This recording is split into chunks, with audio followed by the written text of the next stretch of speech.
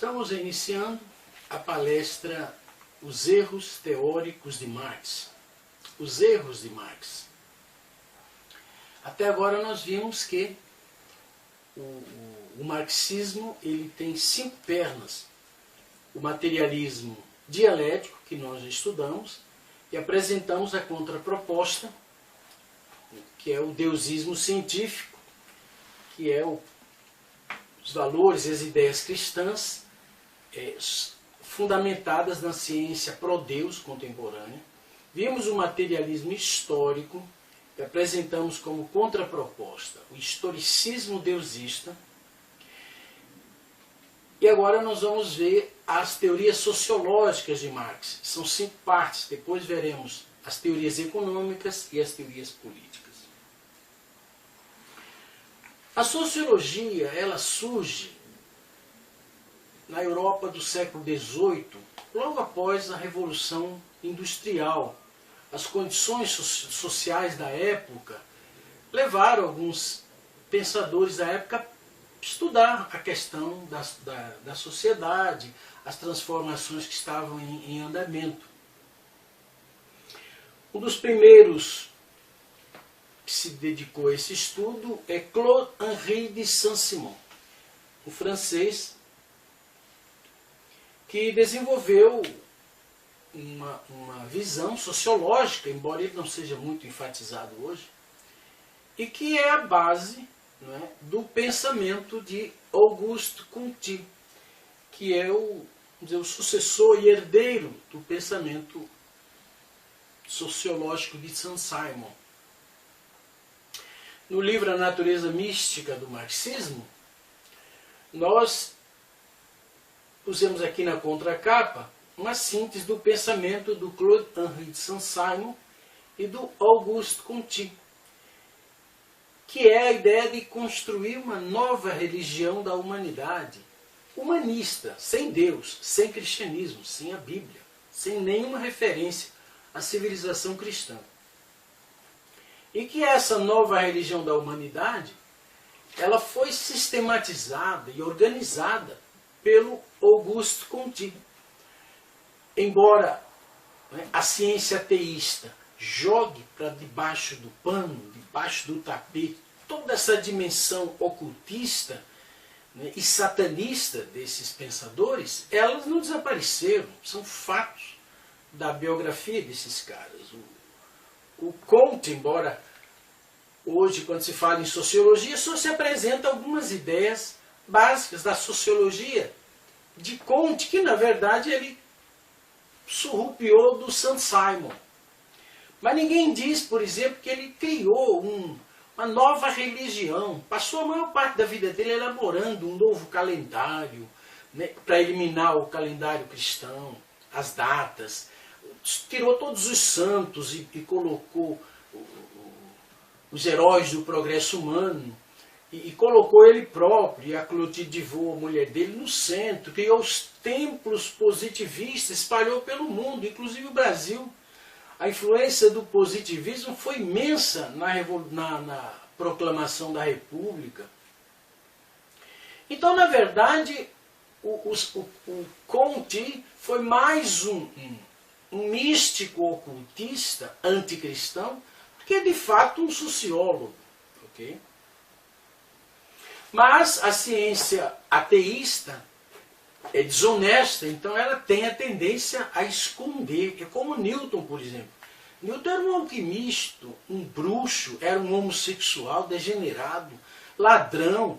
No entanto, a ciência ateísta fala só do físico, fala só da gravitação universal, do cálculo, e não menciona o lado vergonhoso da vida de Newton, ok? E esconde, joga para debaixo do pano tudo aquilo que vai manchar a imagem. Mas nós vamos futuramente postar uma palestra que nós vamos falar sobre Newton desmascarado. Ok? Então o Auguste Comte desenvolveu uma visão sociológica baseada no pensamento do Saint-Simon. Para ter uma ideia, o Saint-Simon é um sujeito que deu 6 tiros no próprio rosto. Daí dá para você imaginar, não é, quem é a figura. E que Auguste Conti era um discípulo de Saint-Simon. Okay? Esse lado escondido da vida desses caras é quem nos interessa. É o que, por exemplo, interessou mais ao historiador Paul Johnson. Okay? Rousseau, Marx, Shelley, está tudo aqui. O lado vergonhoso, sujo da vida desses caras, okay? Que são apresentados hoje perante a humanidade como os santos dos santos, okay? Se propondo a substituir Jesus, Moisés, né? E outros grandes personagens da história, Tomás de Aquino, okay? Santo Agostinho. Então esses canalhas, na verdade, querem como que substituir. O próprio Marx é retratado aqui, a vida pessoal dele, problemas que ele teve com o empregado, teve um filho com o empregado, não é? Um burguês arrogante que viveu às custas do Engels. E, no entanto, é o Marx. Parece, e tenta-se inclusive equiparar o Marx com Jesus. Então, o Saint-Simon Conti e o Saint-Simon desenvolveram uma ideia de uma sociedade que progride. Okay? A sociedade parte do nível menor de desenvolvimento e vai ascendendo até o nível da cultura europeia. Embora o Conti e Saint-Simon fossem anticristãos, eles reconheciam na sociedade europeia o padrão mais elevado, não é? Até aquele momento da história que uma sociedade podia chegar. Ok? Então é uma visão evolucionista, profundamente influenciado pelas ideias evolucionistas. Na sequência surgiu outro sociólogo chamado Durkheim, que também tem uma visão semelhante e parte de uma visão evolucionista da sociedade. O Durkheim, Émile Durkheim, ele procurou analisar e dar à sociologia uma base mais empírica, mais científica, estudando o fato social e coisas assim. Eu não vou aprofundar essas questões, porque é só para citar mesmo o que nos interessa aqui, é a visão sociológica de Marx. Okay? Marx, na verdade, ele não agiu como um sociólogo, ele não estudou, né, as origens, as bases que sustentam uma sociedade. Não é? Ele não estudou sociologia como uma ciência e não fez previsões, não propôs soluções para os problemas sociais. Né? O objetivo de Marx, ao estudar a sociedade cristã europeia, era exatamente a destruição da civilização cristã, a destruição do cristianismo e de todo o efeito do cristianismo, que é a civilização cristã ocidental. Esse é o objetivo de Marx. Então, para Marx, não havia nada de bom na sociedade cristã, na civilização cristã. Okay? Nada. Tudo era mal, tudo era perverso, tudo precisava ser destruído. Tudo nascia da economia. Okay? A economia é a origem de tudo. É a origem da fé, é a origem da cultura, da arte, é a origem de tudo. Então, a base econômica, okay? As forças produtivas, os meios de produção, era a origem de tudo. Na verdade, para Marx, o trabalho é Deus. O trabalho criou a linguagem humana. O trabalho transformou o macaco em homem. Ok? Como está nesse livreto aqui, o papel do trabalho na transformação do macaco em homem. Então, para Marx, o trabalho é Deus.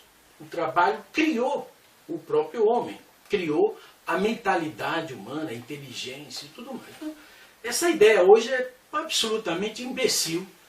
Né? Para o Marx lá do século XIX, parecia muito interessante. É como as ideias do Darwin. Hoje, elas estão caindo no campo da estupidez mesmo. Darwin não sabia nada de célula, achava que era uma massinha gelatinosa. Hoje já se sabe que a célula é uma estrutura extremamente complexa. A célula não tem nada de simples. Ok? É alta complexidade, microscópica. Okay? Então Marx, o pensamento cristão e toda a cultura cristã, para ele é ideologia burguesa, não tem verdade nenhuma. É uma estrutura teórica inventada pelo clero em parceria com o latifundiário, o capitalista e a monarquia. Juntos inventaram uma ideologia para subjugar o homem, ok? Fazendo com que ele levasse uma vida aqui miserável, convencendo disso, e para ter uma vida melhor no céu, ok? Enquanto que eles mesmos, o clero, a monarquia e os capitalistas levavam uma vida boa na Terra. Então essa é a visão. Ideologia para Marx é invenção. Hoje os marxistas falam em discursismo. Não existe verdade, portanto, o discurso pode mudar 1000 vezes, dependendo das necessidades e das circunstâncias. Para o comunismo hoje, o que interessa é poder, riqueza e fama. Ok? Mais nada. Ok? Mas nós sabemos que isso é um absurdo. A ciência, na verdade, é o melhor, é o mais perfeito instrumento que o homem desenvolveu para descobrir a verdade sobre o mundo natural, a verdade sobre o mundo transfísico, da mente, por exemplo, dos sentimentos. Então hoje nós estamos num outro nível de ciência, ok? Uma ciência que considera a realidade bidimensional do homem e do universo, ok? Mas a ciência de Marx, de Darwin do século XIX, é uma ciência completamente cega e ateísta, ok? Então, política, economia e ideologia na visão de Marx era lixo. Não é? Quando Auguste Comte apareceu, ele já viu de uma forma diferente, embora ele fosse também ateísta e anticristão, ele vivenciou, ele viu a Revolução Francesa. Por isso o Comte era completamente contrário a qualquer tipo de revolução. Ele era um reformista, ele achava que deveria a sociedade criar meios para evoluir. E a chamada filosofia positivista do Comte, na verdade, é cientificismo. O Comte achava que o estágio mais elevado, não é? Passando pelo estágio religioso, ok? Um estado filosófico, e finalmente o padrão de sociedade mais elevado seria uma sociedade científica, positivista, que em outra palavra é cientificismo. Só que, como já observamos aqui, o Comte criou uma seita anticristã e expandiu ela pelo mundo todo, colocando-se ele próprio e sua esposa no centro. Portanto, é mais um ocultista, satanista, do que mesmo um cientista, um sociólogo interessado no desenvolvimento da sociologia e tal. Inclusive o Comte tentou se suicidar 3 vezes. Ok? Então, é um péssimo exemplo de ser humano. Okay? A crítica contra a era vitoriana. Okay? A era vitoriana, século XVIII, início do século XIX, é a era da Rainha Vitória, que casou jovem, e ficou viúva jovem e ficou o resto da vida, cerca de 40 anos, sozinha. E a Rainha Vitória tinha um alto padrão de moralidade. A Inglaterra vitoriana é um dos períodos mais belos da história da humanidade. E também por causa do puritanismo e de toda a ênfase nos valores morais, etc., espirituais do cristianismo puritano inglês, levou há um grande desenvolvimento das artes, da cultura, da tecnologia, ok? Então, a era vitoriana quase é também uma desses fatos históricos jogados para debaixo do tapete pela ciência ateísta. Não, o Freud, por exemplo, é um dos maiores críticos da era vitoriana. Não é? É como se a pureza fosse um defeito, ok? É como se a virtude moral fosse um defeito, ok? Esses ateístas também, geralmente, como Freud, que escreveu um livro Eros e a Civilização, e Herbert Marcuse, vários deles costumam escrever contra a civilização. No sentido de que a civilização cristã não tinha valor nenhum, era necessário destruí-la e voltar ao paganismo, voltar ao barbarismo antigo, anterior à era cristã. Então, é muito suspeito ver esses cretinos falando mal da civilização cristã, que é a mais elevada civilização de toda a história. Foi a civilização que desenvolveu a universidade, a escola, que desenvolveu a arte num nível extraordinário, o estilo gótico, o canto lírico, ok? Os estudos sobre a Idade Média, um livro muito importante, é um livro chamado do Thomas Woods, que é um historiador americano, chamado Como a Igreja Católica Construiu a Civilização Ocidental, ok? Não gosto de como a Igreja Católica, de como o cristianismo, como Jesus desenvolveu a civilização cristã ocidental. Eu não sou católico, não sou protestante, eu sou deusista, acredito na Bíblia como a verdade de Deus, mas não pertenço a nenhum grupo religioso. Ok. Então, a era vitoriana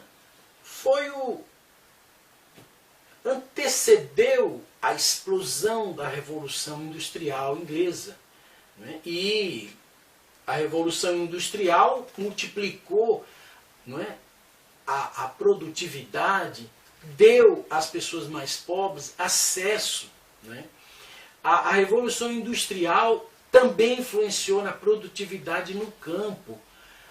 A média de vida era de 25 a 30 anos. A medicina era precária, a fome era tremenda. Mas com a Revolução Industrial, uma quantidade imensa de pessoas passaram a ter acesso a bens manufaturados, sapatos, coisas assim. Os historiadores honestos estudam a Revolução Industrial como um evento extraordinário. E mesmo os comunistas e mesmo esses cretinos anticristãos e ocultistas, eles não se atrevem a dizer que a Revolução Industrial foi inútil. Eles tentam denegrir, dizer que era uma época de grande exploração, de crianças viviam nas fábricas de terror, nada disso. Ok? A verdade é completamente outra. É claro que havia aprendizes, como hoje tem os estagiários e tal, né? Mas foi um período de grande desenvolvimento e a Revolução Industrial se expandiu para todo mundo. Quais os efeitos da Revolução Industrial? Né? Estamos falando de 1789. Ok? A Revolução Industrial trouxe a máquina a vapor, por exemplo, criou uma tecnologia, mas no processo, né, essa tecnologia hoje é o mundo que nós temos. O mundo de alta tecnologia e agora uma tecnologia suave, uma tecnologia de combustíveis biodegradáveis, tecnologias que já não agridem a natureza. Então, o processo de desenvolvimento tecnológico está levando hoje ao carro ecológico, por exemplo, ok? A energia eólica, a biomassa e coisas dessa natureza que a onda ecológica trouxe para o século XX. Mas essa onda ecológica está fundamentada na ciência, na tecnologia, ok? Ela não não é uma crítica apenas. Então o industrialismo foi uma das primeiras etapas. Então você tem o desenvolvimento da descoberta do vapor, depois você tem o petróleo, Hoje você tem uma outra linha de combustíveis desenvolvidos pela industrialização, né? E começou isso na era vitoriana e houve a explosão na Revolução Industrial. Marx, naturalmente, estudou na Inglaterra, estudou na Europa, ok? E estava desesperado como ele iria destruir aquela situação inteira, né? Como ele poderia denegrir a Inglaterra, denegrir toda a Europa. Então ele juntou tudo isso e criou a palavra capitalismo. Ok? Não é uma economia liberal, como o Adam Smith falava, né? A economia deve ser livre, porque uma mão invisível controla a oferta e a procura, que é a lei da demanda. Okay? Que é uma lei que equilibra o mercado. Quando o produto é excedente, o preço baixa. Okay? Quando o produto é escasso, o preço aumenta. De tal maneira que a própria população controla a economia, porque o ser humano é o padrão referencial de valor. Não só para o universo. Para que você veria a beleza do universo sem o ser humano? Para nada. Não é? Em que planeta uma vaca iria parar diante de um pôr do sol para apreciá-lo? Em lugar nenhum. Okay? Então, o padrão referencial, a beleza existe para quem pode compreendê-la. Mas a política, a educação, que é a ideologia, a economia também. O homem é o referencial. Então, é este ponto que o Van Mises enfatizou. O homem como centro referencial da economia. É o homem que determina o valor das coisas.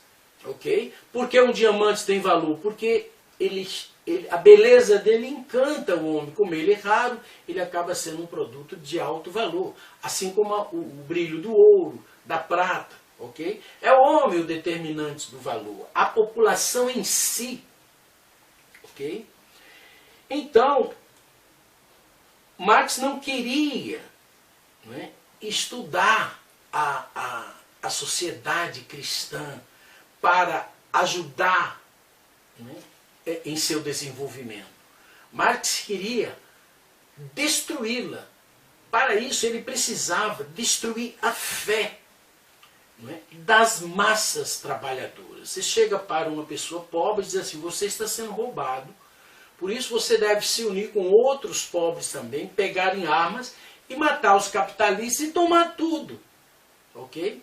Marx não mandou o sujeito estudar e trabalhar. Ok? Marx mandou o sujeito se armar e matar os capitalistas, os padres e os reis. Ok? Então, não havia em Marx um interesse sociológico. Ok? Na verdade, o desejo dele era a destruição. Okay? Isso hoje já está bem claro, embora em países como o Brasil, América do Sul e África ainda estejam iludidas por essas ideias estúpidas, nas quais eles investem trilhões de dólares, publicam bilhões de livros, okay? E enfiam essa mentira na cabeça das pessoas nesses países subdesenvolvidos da América do Sul e da África. A Ásia está sendo mais tomada pelos muçulmanos, que é outra tragédia. Marx não foi um sociólogo, ok? Então, quando se prende uma quadrilha de bandidos, geralmente tem um mentor. O que é o mentor? O mentor é o cara que fez o plano, que elaborou o passo a passo, que orientou como fazer para invadir aquele banco, para invadir aquela cidade, para invadir... O que é o marxismo? O marxismo é uma mentira, na verdade, com um verniz ideológico, não passa de um plano criminoso para enganar a população, tomar o poder e saquear o país. Okay? Quando a União Soviética dominou a Tchecoslováquia, transferiu para a Rússia fábricas inteiras, desmontou a fábrica e transferiu. O que é que o Hitler fez? Roubou, aonde o Hitler entrava, saqueava tudo. Ok? Na verdade, a ideologia nazista, na verdade, era outra mentira também. ok? Então Marx não foi um sociólogo, ok? Embora os marxistas tentem sempre desenhá-lo como um sociólogo. Os frutos da sociologia de Marx é 35 economias destruídas. Hoje, por exemplo, é ausência de paz na maioria dos países do mundo. Okay? É 150 milhões de pessoas assassinadas. Esse é o resultado do plano criminoso de Marx para tomar o poder. Mas é claro que ele não iria chegar e dizer para as pessoas, olha, vocês vamos nos unir, vamos nos transformar em assassinos e ladrões. Ele não dizia assim. Ele dizia, vamos criar uma sociedade justa, igualitária, de paz eterna. As promessas do marxismo são as mesmas promessas do cristianismo. Mas a prática é completamente oposta. É a diferença entre deusismo e satanismo. É entre paz e guerra. Entre ódio e perdão. Okay? A mensagem de Marx é uma mensagem odiosa, mas elaborado com um verniz acadêmico, um verniz intelectual. Okay? O Paul Johnson, no livro Os Intelectuais, okay, analisou o caráter desses intelectuais que se colocaram na posição de novos clérigos, ateístas, né? E ao invés de trazer paz e felicidade para a humanidade, trouxe guerra, fome, miséria, genocídio. E também o Leandro Narlock lançou recentemente o livro Guia Politicamente Incorreto da História do Brasil, onde ele analisa a questão, por exemplo, da escravidão no Brasil. Né? E o segundo livro é o Guia Politicamente Incorreto da História do Mundo. E aí o Norlock, ele estudou a Revolução Industrial em detalhes, ok?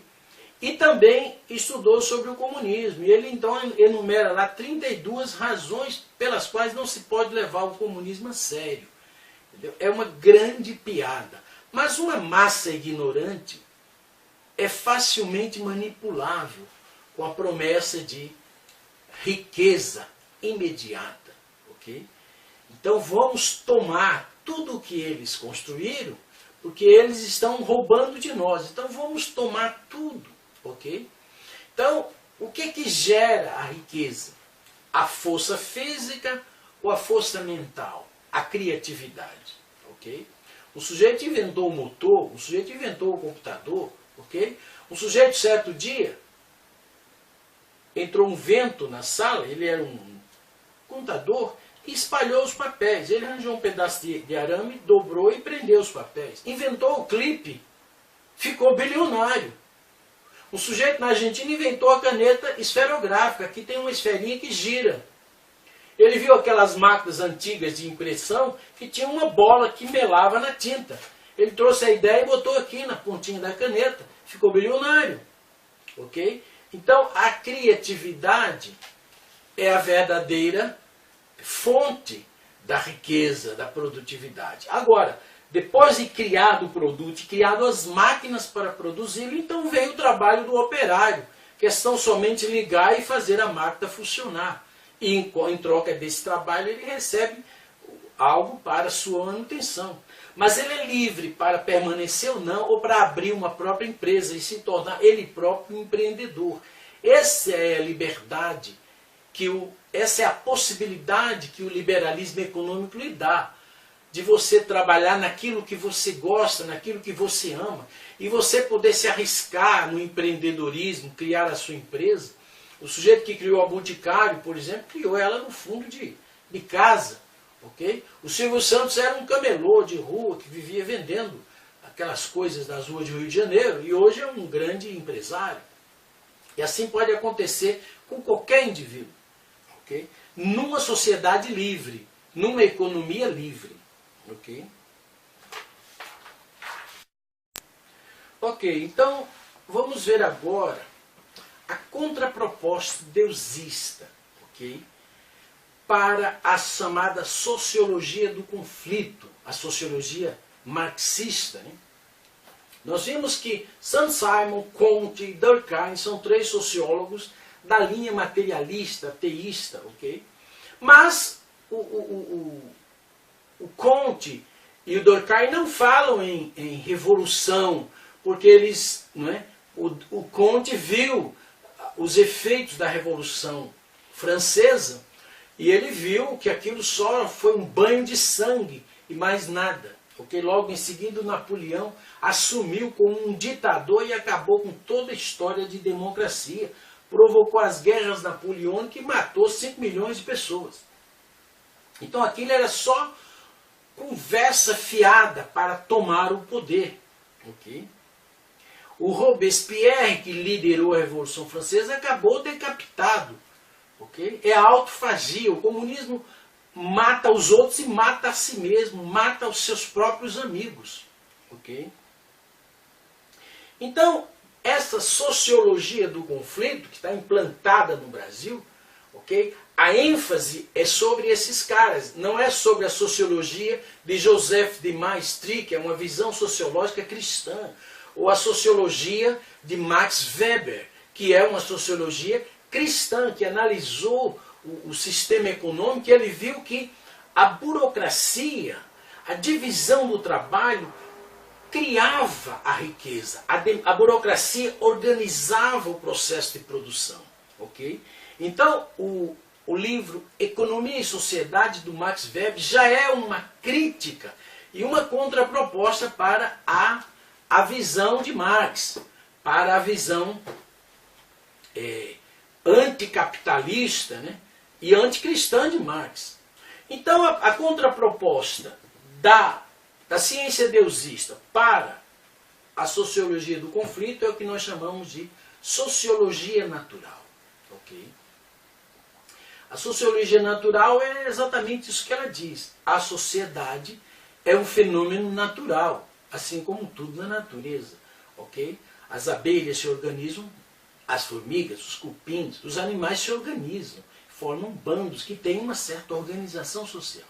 Mas com o ser humano, devido à espiritualidade, à mente espiritual, à criatividade, no ser humano, o psiquismo atinge a plenitude, o sentimento atinge a plenitude, ok? Mas sem esquecer que o homem é um ser híbrido. Ele não está no seu estado de criação original, de puro bem.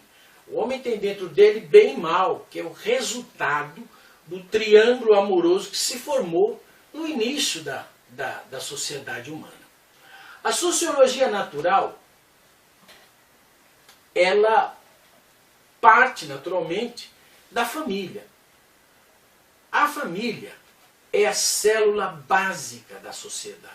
Uma família natural, né? Uma família é uma unidade dual natural. Todo o universo é dual, positivo e negativo, próton, elétron, cátion, ânion, estamo e pistilo, macho, fêmea, homem e mulher. A natureza toda é formada de unidades duais que existem em uma relação harmoniosa entre si e não conflitante.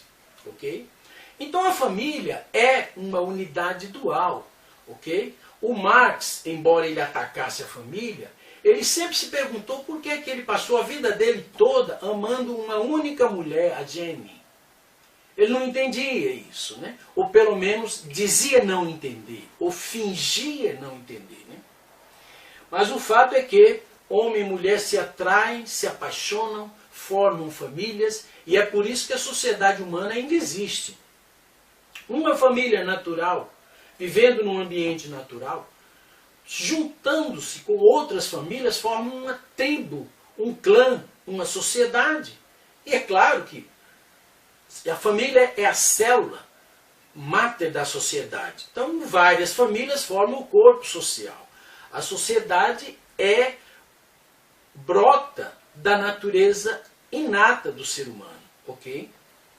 É o senso de ordem, por exemplo. A tendência natural de colocar ordem nas coisas é uma dos impulsos que gera a organização social. Okay? Então a sociedade é uma família natural ampliada. Okay? Dentro da família natural são gerados 4 tipos de amor. O amor parental, dos pais para os filhos, o amor conjugal, marido e esposa, o amor fraternal entre irmãos e o amor filial dos filhos para os pais. Okay? Essas 4 formas de amor são 4 tipos de relações. São essas mesmas relações que formam as relações sociais. Okay? Então, as relações sociais básicas nascem dentro da família. É dentro da família que o indivíduo aprende a se relacionar socialmente. Então, as relações sociais são as mesmas relações aprendidas dentro da família, relações de amor, de harmonia, portanto, aplicadas na sociedade. O amor de um amigo pelo outro, de uma amiga pela outra, é um amor fraternal. O amor de um aluno pela professora, pelo professor, é um amor filial. Okay? O amor dos anciãos, né, das pessoas mais... de um reitor pelos seus alunos, é um amor parental, de um professor pelos seus alunos. A única forma de amor que é exclusiva do homem e da mulher é o amor conjugal. Okay? Essa forma de amor, ela é exclusiva da família. Então as relações sociais são aprendidas dentro da família. É a família, portanto, natural que gera as relações sociais e a própria sociedade.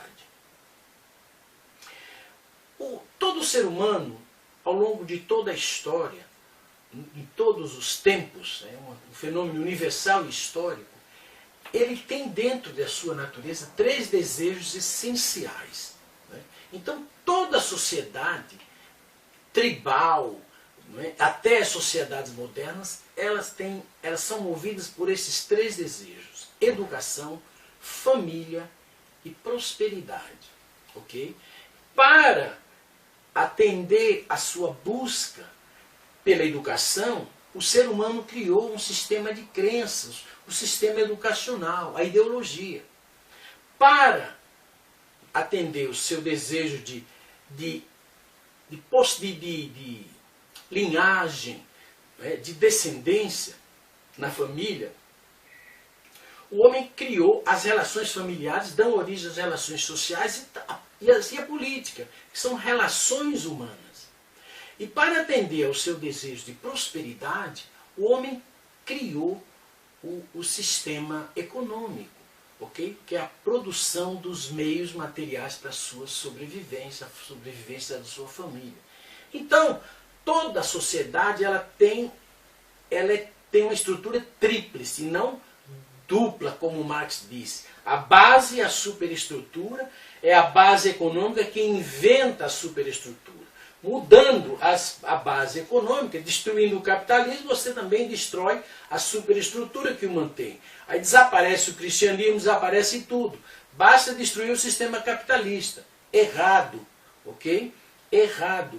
O comunismo é que se autodestruiu. Ok? O cristianismo está crescendo e domina mais de 50% da humanidade. Ok? E há um espírito de fraternidade varrendo o mundo, e as pessoas vão ter um momento que elas se unirão contra o crime. Ok? Venha dos muçulmanos, venha dos comunistas, não interessa de onde vem. Se bem que você sabe, né? Os muçulmanos e os comunistas estão dando as mãos. Ok? Então, a sociedade, esse tripé, ideologia, política e economia, brota da natureza humana. É um fruto da exteriorização da natureza humana. Okay? Então, a sociologia do conflito, a sociologia ateísta, ela pergunta, ela afirma, o homem é produto do meio social. Okay? É na sociedade que o homem forma a sua mente, né? É a formação social da mente, do Vygotsky, né? É na sociedade que se constrói o conhecimento, é o construtivismo de Piaget, todos ateístas, ok? Então, essa ideia de que o homem é produto do meio, ela se fundamenta na ideia de que o homem não possui uma natureza humana inata, ok? Então, para entender essa questão, nós temos que fazer uma pergunta. O que surgiu primeiro? O homem ou a sociedade? os marxistas e ateístas em geral, a sociedade surgiu primeiro. Ok? Então, eles caem no ridículo de afirmar a existência de uma sociedade que veio a existir antes do próprio homem. Se eles disserem que o homem surgiu primeiro, que isto é verdadeiro, negaram a sociologia do conflito, a teoria sociológica do ateísmo, da ciência ateísta, que afirma que o homem é produto do meio social. É evidente que, à medida que o tempo avança e que o nível de verdade e de amor aumenta, revelados por Deus, a sociedade vai sofrendo uma transformação, ok? É uma onda contínua, ok? A sociedade parte do barbarismo pós-queda, ok? E ela está retornando para o estado anterior à queda, ok? Para a sociedade familista. Não é? Estamos vivendo hoje o modelo mutualista, ok? De globalização, ok? Então, o homem surgiu primeiro e, em busca de realizar os seus 3 desejos essenciais, o homem estruturou a sociedade, ok? Então, a sociedade é natural e ela brota da natureza inata do ser humano. Não há como contestar isso. Isso é verdade. Ok? Isso pode ser provado. Basta analisar a história. Não precisa ir muito longe para entender isso aí. Ok? Então, a sociedade é criada pelo homem. O homem surgiu primeiro e criou a sociedade depois. Mas não inventou a sociedade porque havia muito roubo, insegurança, como dizia o Rousseau, o Locke, o Hobbes, né? Então, o contrato social, nós somos contratualistas. Nós aqui somos os naturalistas, ok? A sociologia natural, ela é naturalista, ok? E ela não é evolucionista, ela é desenvolvista, ok? O desenvolvismo é a ideia de que a perfeição é latente, ok? A sociedade humana marcha para um padrão de perfeição mesmo, ok? Todos os sistemas, a tecnologia, tudo está marchando para um nível muito distante do feudalismo, do escravismo, ok? E também do modelo atual, que é uma sociedade híbrida de bem e de mal, ok? Então, a ruptura primeira, da qual nós temos falado, que a Bíblia fala, os mitos de ruptura estão espalhados pela cultura universal da humanidade, né? Na Bíblia, na visão grega, enfim, em todos os lugares, a ideia de que houve uma ruptura original, né? Para a ciência é a idade de ouro que foi perdida, ok? Nós estamos trabalhando em um livro chamado A Ruptura Original e vamos estudar essa questão do ponto de vista histórico e científico, psicológico, como Freud fez e detectou que é na sexualidade que está a raiz dos problemas. Ok? Nisso ele tem razão, mas a solução dele é satânica. Ele propôs exatamente a liberação sexual total, a degradação total. Ok? Então, a partir da ruptura, da separação entre o homem e Deus, o homem perdeu o amor e perdeu a verdade, caiu no barbarismo total.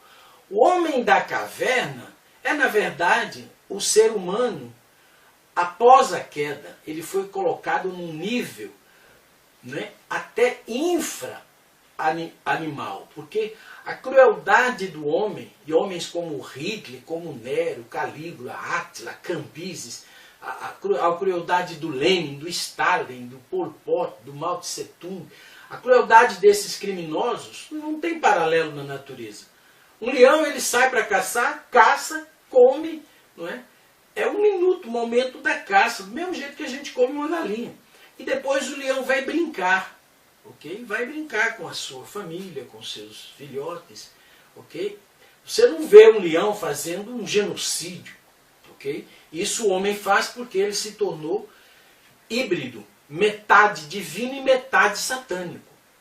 E se você estimular não é? A maldade, ela se torna perfeita. E se você estimular a bondade, a maldade enfraquece, o bem cresce. É isso que o cristianismo fez. Estimular a bondade no homem, o amor aos seus inimigos. E é por isso que Marx e os comunistas querem destruir o cristianismo.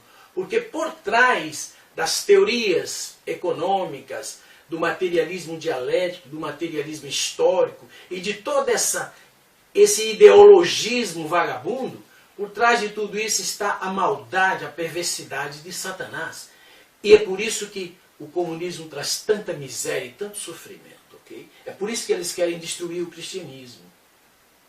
E, automaticamente, a civilização cristã. Então, uma vez que o homem se tornou híbrido, aí nasce daí o conceito de cultura. Okay? Para o Taylor, que é uma das definições da cultura mais usadas, né? Cultura é o conjunto de tudo aquilo que o homem faz em sociedade. São as crenças, os valores, os hábitos, o tipo de alimento, tudo. Né? Isto é cultura. Então esse conceito de cultura foi difundido mundialmente e todo mundo repete como um papagaio. Só que, como desconhecem, né, sabem que todos nós sabemos que nós temos uma natureza híbrida. Nós fazemos coisas das quais nos orgulhamos, queremos falar dela, e fazemos coisas das quais nos envergonhamos e escondemos dos outros. Okay? Então, você olha para a sociedade e você vê o bem e o mal estampado, okay? Escancarado.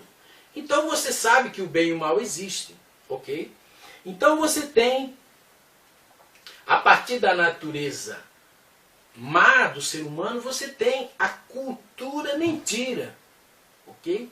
Quando você pratica a mentira, você gera um conjunto de uma antiverdade, você gera um conjunto, uma cultura de ideias mentirosas, como é o caso da cosmovisão marxista, que é uma mentira só, é o caso do pensamento esotérico, que também é falso, porque é um politeísmo centralizado em Lúcifer. Então você tem objetos culturais como armas de fogo, tanque, bomba nuclear.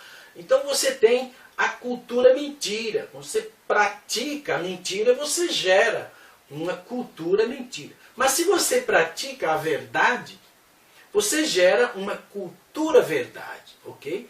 Então civilidade é determinada pelo grau de verdade e amor que o indivíduo adquire. E a verdade e amor vêm de Deus. Okay?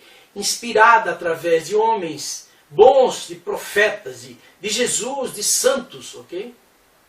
E é por isso que a civilização cristã ocidental, tendo o maior grau de verdade e amor, ela construiu então a cultura cristã, a civilização cristã ocidental, que é a mais elevada de toda a história da humanidade.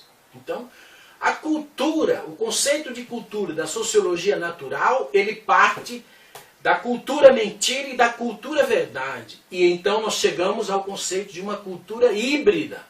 Ok? Então cultura não é tão somente o conjunto daquilo que o homem faz. Ok? Como o Taylor disse. Não é? Na verdade, a cultura é algo mais profundo. Ok? Então esse é o conceito de cultura da sociologia natural, que é a sociologia da ciência deusista. Eu faço questão de mostrar esse livro para divulgá-lo. Okay? É a sociologia da cosmovisão científica, do deusismo. Okay? O Brasil não precisa do marxismo, não precisa dessas ideias estúpidas e ateístas. O Brasil tem uma nova alternativa. O Brasil tem a ciência deusista, o Brasil tem o deusismo. Okay? E essas ideias foram construídas ao longo da história. Não por um indivíduo. Okay? Eu me interesso por esses assuntos, estudo e contribuo com esses assuntos. Mas há pessoas ao longo de toda a história que contribuíram para a formulação da ciência deusista, para a formulação do deusismo científico, para a construção do familismo científico. Okay? Que é um modelo de sociedade que todo mundo sonha. Okay? uma sociedade pacífica, que as pessoas possam ser recebidas como irmãos em qualquer lugar do mundo, com segurança, sem assassinos, sem ladrões, ok?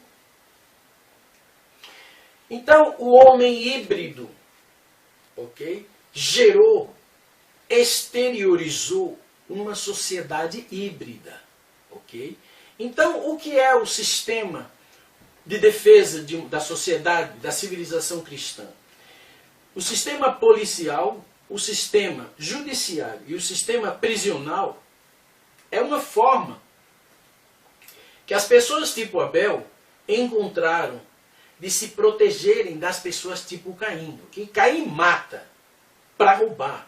Okay? Então, o sistema de defesa prisional, judicial e policial, judicial e prisional é uma forma desenvolvida na civilização cristã para impedir Caim de matar Abel e para impedir que Caim mate outras pessoas e piore ainda mais a sua situação. Na verdade, o sistema prisional deveria mesmo ser um sistema de educação. Okay? O prisioneiro deve ser realmente levado ao trabalho e à educação. Somente assim é possível mudar. E educação com o viés religioso, com o viés moral. Okay? Então, assim como a natureza é regida por constantes naturais, né? São 2 milhões de constantes naturais, físicas, químicas, biológicas, que sustêm e mantêm o equilíbrio do universo, como a sociedade é natural, e o homem é um ser natural, e a sociedade é uma exteriorização da natureza do próprio homem, é evidente que a sociedade é regida por constantes sociais. E essas constantes sociais são os valores morais. Né? A moral é a conduta do indivíduo para com ele mesmo. E a ética é a conduta do indivíduo para com os outros na sociedade.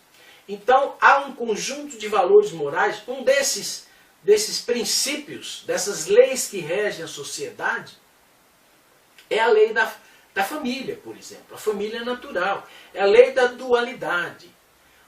Positivo e negativo em harmonia. Ok? A lei da centralidade. Tudo tem que ter um centro. E o centro precisa ser mantido para não destruir a ordem. Ok? Então, a sociedade, nós já fizemos uma palestra chamada Relativismo Cultural e Constantes Sociais, onde nós procuramos demonstrar a realidade da natureza humana e das constantes sociais. Assista lá. Então, o relativismo cultural, ok, é o pensamento pós-moderno, é a negação total do pensamento e da civilização cristã ocidental, ok? O relativismo cultural são 3 partes. Né? O relativismo epistêmico, que é a negação da verdade. O relativismo artístico, que é a negação da beleza, da proporção, da clareza. Okay? E o relativismo moral, que é a negação de toda a moralidade. Então, o pensamento pós-moderno é o último estágio desse ataque ateísta contra as ideias e os valores da civilização cristã. Não é? Mas, como a família é perpétua, é um elemento natural, como a estrutura social tríplice também é perpétua, ok? E como o ser humano tem dentro dele o que o Kant chamava de princípios categóricos, né? Imperativos morais, né? Podemos também falar em absolutivismo cultural. Okay? A teoria das constantes sociais aponta para um conjunto de valores e de ideias universais, que são essas ideias e esses valores, como por exemplo a ideia da paz, a ideia da família natural, a ideia do respeito à liberdade, à vida. Okay? É esse conjunto de constantes sociais, ou valores históricos e universais, que nós chamamos de absolutivismo cultural. Okay? Então está na hora de começar a falar mais de constantes sociais, de absolutivismo cultural, ou seja, uma verdade absoluta e inquestionável, uma forma de beleza absoluta. O belo é o natural, porque é o natural que gera mais felicidade para o coração do homem. E o homem é o referencial de valor, ok? E a moralidade, ok? Os valores morais, ok? A infidelidade é um ato de traição que gera sofrimento e que gera violência e morte, ok? Então a infidelidade não é um valor, é um antivalor. Valor absoluto é tudo aquilo que contribui para a realização dos 3 desejos essenciais da natureza humana: educação, família e prosperidade. Tudo que contribuir nessa direção é um valor. E tudo aquilo que vai contra, né, a realização desses 3 desejos essenciais do ser humano é um antivalor. Essa é a base da pedagogia deusista, ok? Tudo aquilo que contribui para a realização dos 3 desejos essenciais deve ser ensinado nas escolas. E tudo aquilo que vai contra deve ser retirado das escolas, deve ser banido, extinto, ok? Droga, por exemplo, não é necessário. Marxismo não é necessário, ok? Então, com esse último tópico sobre o relativismo cultural, nós encerramos essa parte 3 da palestra Os Erros de Marx. Okay? Analisamos a sociologia do conflito, que nasce de Saint-Simon, Comte, Durkheim, e chega em Marx e toma forma como uma pseudo-sociologia. E fizemos uma breve introdução à sociologia natural, que é a sociologia da ciência deusista. A ciência deusista ela tem o seu lado de ciências naturais e tem o seu lado de ciências sociais. E ao longo das nossas palestras nós vamos estudar isso e compartilhar com todas essas ideias que podem ser muito úteis. Muito obrigado e até a próxima.